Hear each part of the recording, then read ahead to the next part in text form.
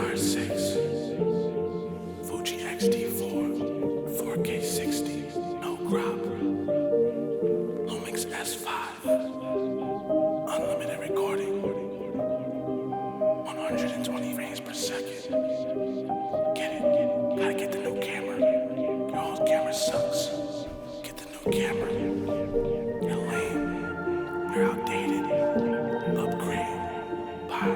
Consume. Review. YouTube. Get the new camera. Get the new camera. Gotta get the new camera.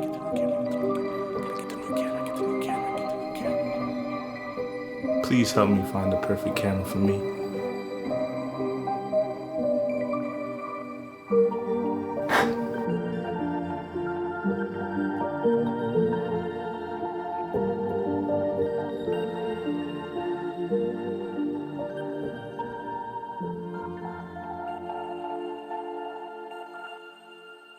What's up, YouTube family? Lex here, back at the loft. Thankful to be here, and I know it's been some time, but as you know, I've been on the journey to find the perfect camera, and that's exactly what I want to get into today. So let's get straight into it. Now, this isn't going to be a technical review of each camera.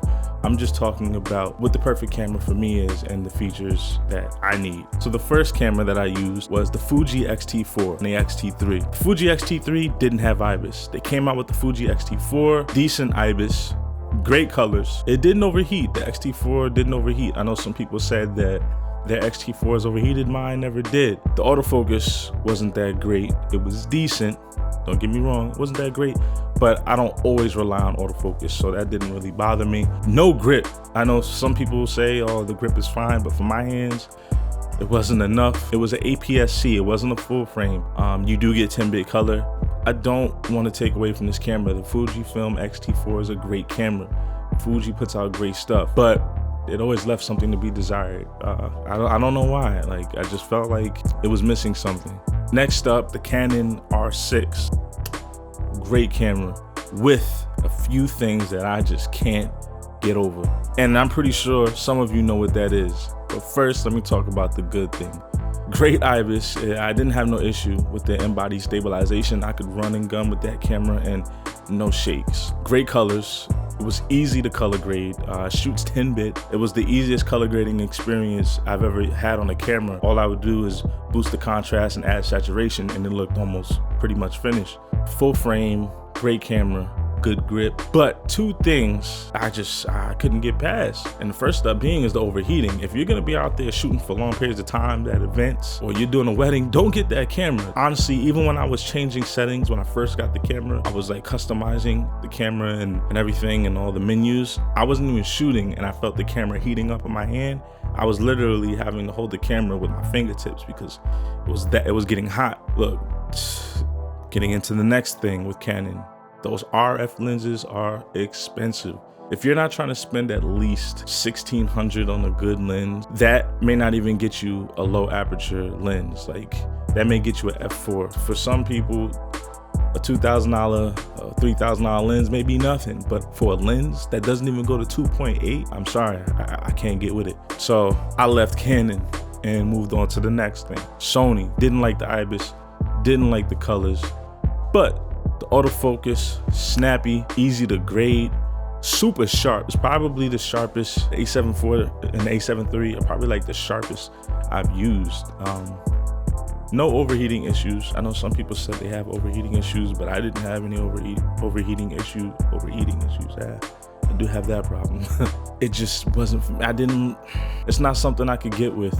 I couldn't invest my money into more Sony lenses, and those lenses are really expensive too. But I've never really been a fan of Sony. I don't know why. Maybe because it's like everyone has the mob mentality where everybody is like, Sony, go with Sony. I don't know, that kind of turned me off. So that leads me into the Blackmagic Pocket Cinema Camera 6K. Beast of a camera. Love it. Things that it doesn't have that I hate. A lack of in-body stabilization.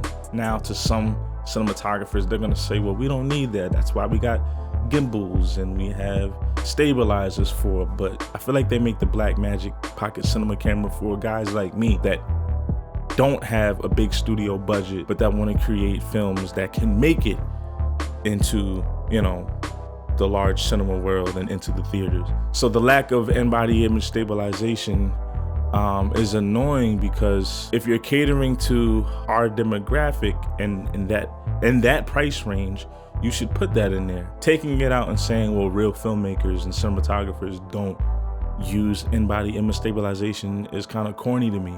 You know what I mean? Because it's like real cinematographers and filmmakers with a large budget are automatically going to go to the Red cameras and the RE Alexa cameras. They should have did it with at least one of those cameras, because those cameras have great dynamic range. They feel great in the hand if you have big hands. The Blackmagic Pocket Cinema 6K and 4K and 6K Pro are great cameras. But man, oh man, it's not even the cost to rig this thing out. That's not even the problem. The problem is the battery life.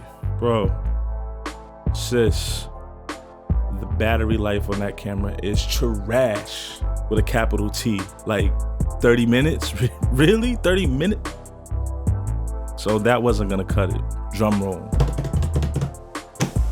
The Panasonic S5. Liked it, loved it. Big body camera, hefty, has some weight to it, which I like. Great IBIS, like almost like you were using a tripod. 10-bit color, 422, 4K 60.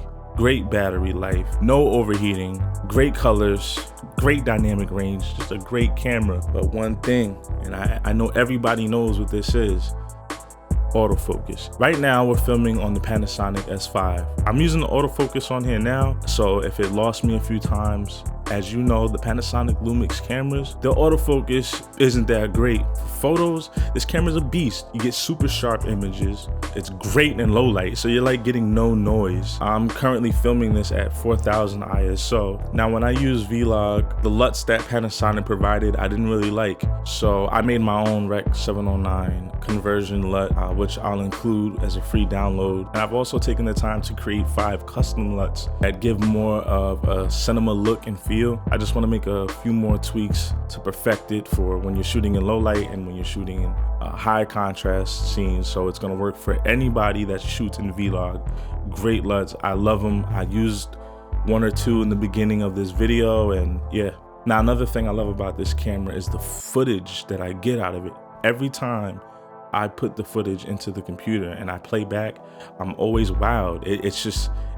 It's got that look I've been looking for. I was gonna say Hollywood look.